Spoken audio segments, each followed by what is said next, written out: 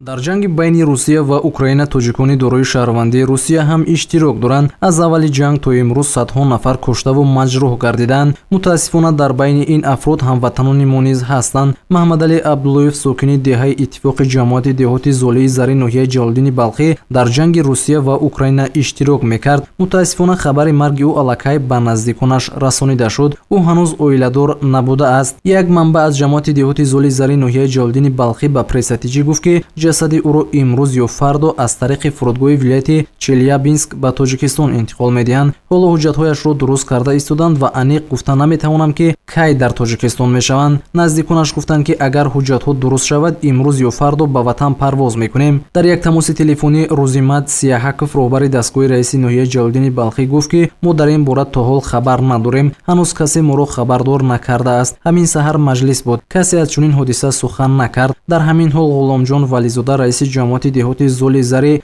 ноҳияи Ҷалолиддини Балхӣ, гуфт, ки мо аз ин ҳодиса хабар дорем. Маҳмадалӣ Абдуллоев дар ҷанги Русия ва Украина ба ҳалокат расидааст. ӯ бештар дар Русия зиндагӣ мекард. қариб ки дар ҳамон ҷо ба воя расидааст. модараш аз падараш ҷудо шуда буд. масъалаи интиқоли ҷасад ба Тоҷикистон ҳанӯз ҳал нашудааст.